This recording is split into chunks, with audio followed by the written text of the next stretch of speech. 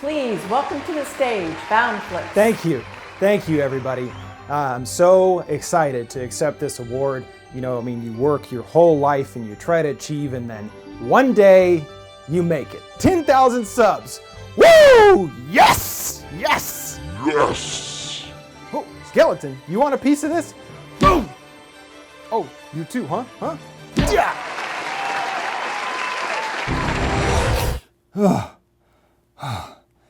I had that dream again. Looks like it's time to celebrate. What's up guys? Welcome to the Foundflix 10,000 subscriber and giveaway special. And I'll be doing some updates on my previous ending explained videos, answering some of your lingering questions. So yes, a week ago I passed 10,000 subscribers, which maybe doesn't seem like a lot, but it was a huge deal for me, as getting to 10,000 was my initial goal for the channel. So first of all, I have to say thank all of you so much. It's thanks to you guys watching and subscribing that has helped the channel grow so quickly. That's why I wanted to give something back to you guys. That's right, a giveaway. Free stuff is the best. So what's it going to be? Well, how about some pops? We've got Chucky, the Crow, and Cthulhu. The 3 C's of horror, I guess. So how it works is there will be 3 winners, 1 for each pop, and I'll throw in some other goodies like Foundflix buttons and maybe a t-shirt. All you gotta do is like our page on Facebook, facebook.com/Foundflix. Click the thumb. That's it. I'll use a randomizer to pick the winners and let you know after the giveaway ends. Alright, so I love seeing everyone's comments for the ending explained videos, and I've seen a lot of the same questions pop back up, and I want to take a look at the ones I've seen the most. First up, Krampus. Probably the question I've seen the most. In the end of the movie, is the family in the snow globe actually trapped in some kind of purgatory? Or is it to symbolize that Krampus is watching over them? In the video, I said that they are trapped and being punished eternally, but I have actually changed my mind. And this ties into another question I've seen. How did Grandma survive the first time? Okay, the key difference between Max and Grandma's Krampus encounters is that Max did learn his lesson and was willing to sacrifice himself. Meanwhile, Grandma didn't offer to sacrifice herself and was just left behind as a reminder to never forget her holiday spirit. In Max's case, I believe that he also would have been the sole survivor and forced to learn the same lesson as his grandma. But he does offer himself, and this leads me to believe that in the end, Krampus does basically grant Max's wish and gives him his family back, because they all sacrifice themselves. I know that Krampus is the evil Santa Claus, but it's that difference between Max and Grandma's experience that leads me to explain why the outcome is also different. This time Max has shown he has learned to love his family for who they are, and Krampus respects him for being willing to give himself up for his family. And the snow globe is more to represent Krampus watching over them, making sure that they never forget the holiday spirit again. Just seems to make more sense to the story for this to be the case. I guess this was also backed up by some of the filmmakers behind the movie,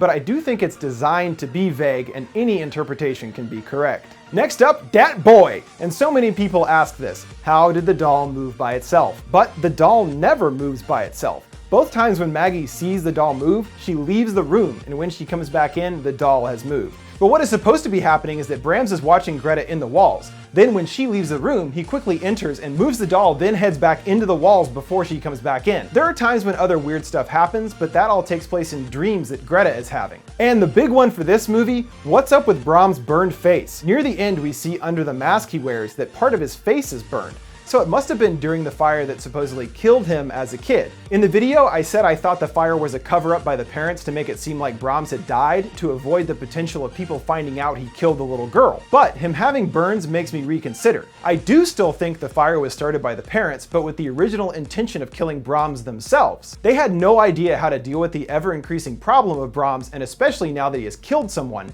and try to take drastic action. His death would also conveniently take away any of the stigma of being the parents of a murderer. And you know how important keeping up appearances is to the British. But upon setting the fire, they felt guilty and decided to rescue Brahms from the fire.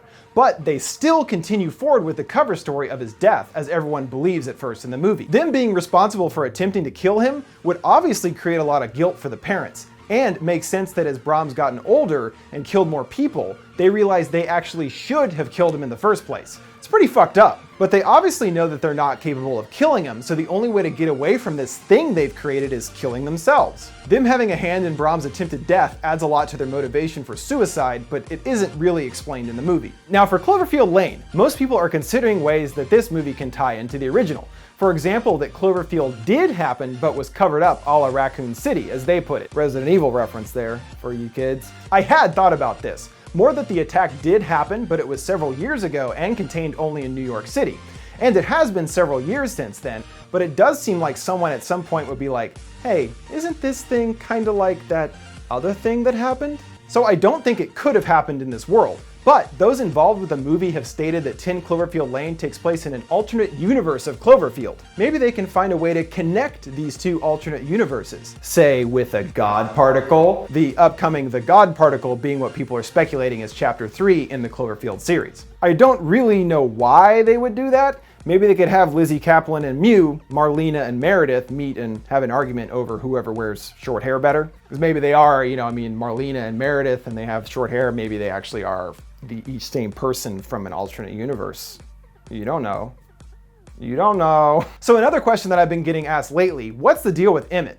Some people have speculated that he actually was involved with Goodman and bringing the girls to the compound. The only information we're given about Emmett's backstory is what we hear, but we do know that he was involved in helping Goodman build the bunker in the first place. I do think that he's innocent based on one specific thing that we see later in the movie. There's a scene where Emmett and Meredith have a conversation and she opens up and he also does the same thing. We learn a little bit more of his backstory at this point, but he also presents this idea of this bus ticket that he's been holding on to. At this point, there isn't really a way to know whether we could trust him or not. But actually after his death, Meredith finds his wallet, and inside the wallet is that bus ticket that he was referring to earlier. I think this evidence was presented to us to make us believe that what Emmett said was actually true. I mean, he did have the bus ticket in there, just like he said in his story. Okay, that'll do it for me. Thank you again so much for your support. I'll be doing my best to keep bringing you bigger and better content. And for those of you impatiently waiting for another ending explained, fear not, a fresh one will be heading your way next week. Stay tuned for that, and thanks for watching.